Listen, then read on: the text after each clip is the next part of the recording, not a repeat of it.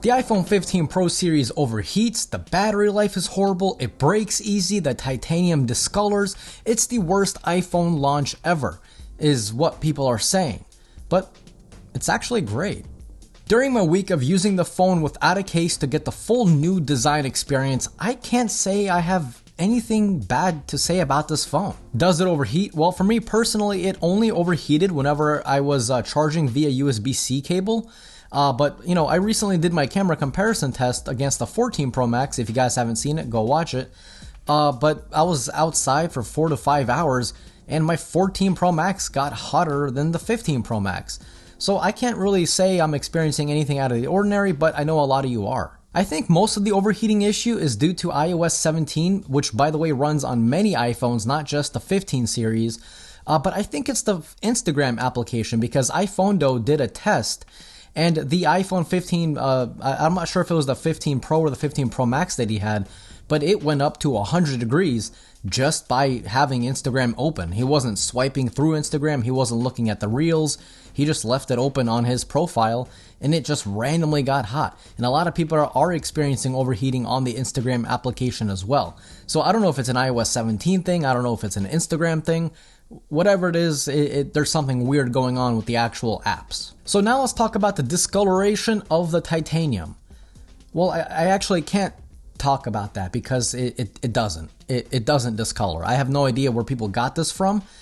It doesn't discolor. It's the same thing as leaving a fingerprint on the stainless steel iPhone. All you're doing is just leaving the oils from your skin on the titanium.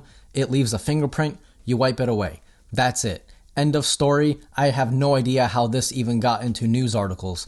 It doesn't discolor. It's not like if you put your fingerprint here, you let go, then you can't wipe it off. That would be weird, right? That would be very weird. But I think Apple, a $3 trillion company, thought of that somehow. I don't know how, but I think they thought that people are going to be touching their phones. Guys, it doesn't discolor. It's just your fingerprint oils. Just wipe it away. That's it. That's, end of story. Subscribe. The actual durability of the titanium has also been pretty solid. By the way, I don't baby my phones. I've been using this phone without a case for a week now. I don't baby my phones. I throw them around. I throw them into the cup holder of my car. I throw them onto the table. I treat them as tools. I don't treat them like some, luxury handbag from your favorite overpriced luxury brand.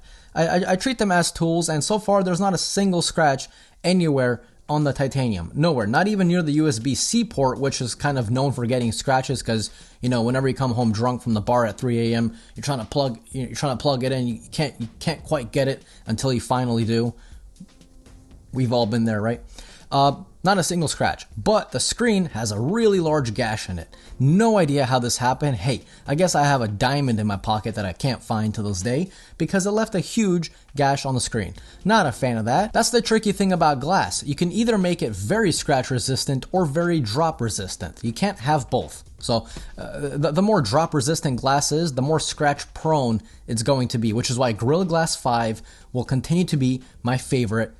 Period. Camera performance on the phone has actually been insanely good, and by the way, I like how action mode works even on the 5x lens. While you're recording, it looks like complete trash. It's not stable at all, but then with weird magic voodoo, the final product looks like it was shot on a gimbal.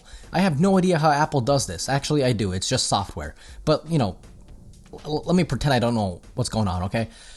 It's really crazy how Apple does this. I mean, while in the viewfinder, your footage is shaking as if you're standing on a boat in the middle of the sea during a hurricane.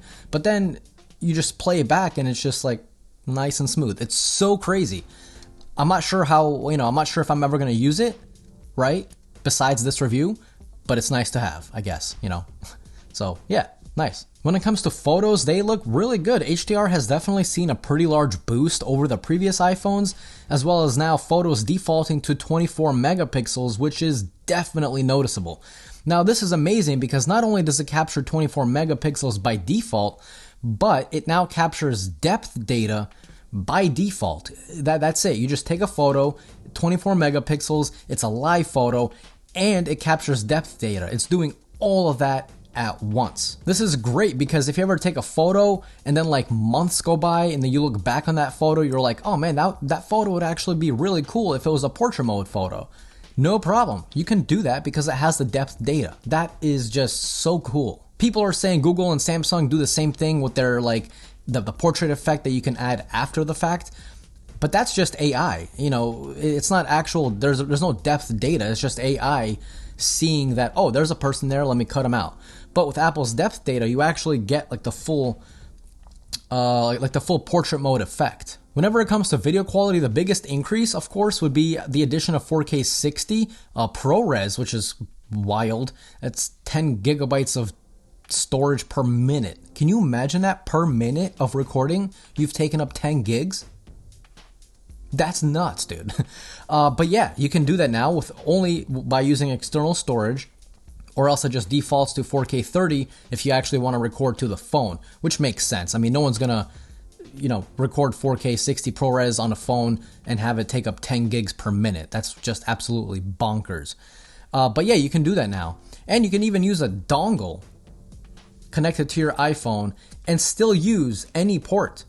That's actually insane. Like I could have sworn with the addition of USB-C, Apple would somehow limit what you can do because, they're Apple. They love to limit things. But no, it's actually open just as much as it is on Android, which, that's crazy.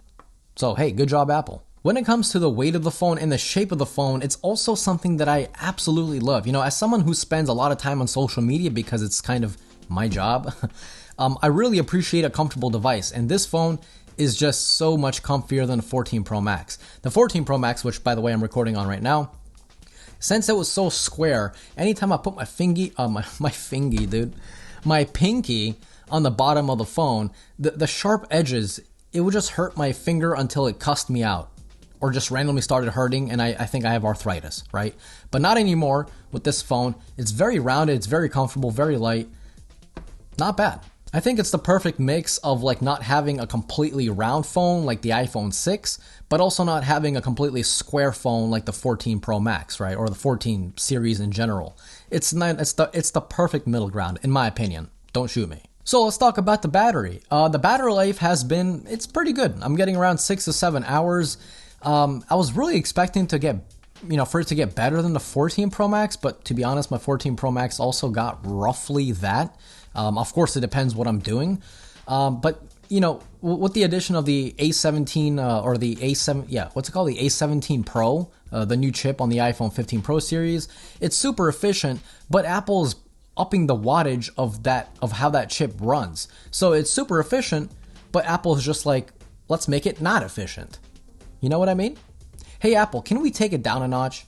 I think a lot more people would appreciate having a phone with like really long battery life rather than larger numbers on Geekbench. Hey, Apple, take it down a notch. So the iPhone 15 Pro Max was basically what the 14 Pro Max was, but just a little bit better. If you have the iPhone 14 Pro or the 14 Pro Max, don't upgrade to the 15 Pro or the 15 Pro Max. It's just not worth it. But if you have the standard iPhone 14 or the 14 Plus, definitely upgrade to the 15 or the 15 Plus. The 15s this year got a huge improvement over the 14s of last year. I mean, it's actually a really good improvement. I made a video on it. If you guys haven't seen it, go watch it. But I mean, wow. So if you guys have any questions, definitely drop them down below in the comment section. And if you guys enjoyed today's video, you found it funny, entertaining, something, definitely leave a like. And if you guys are new here, consider subscribing. As always, this was Mark from Mark's Tech. Adios.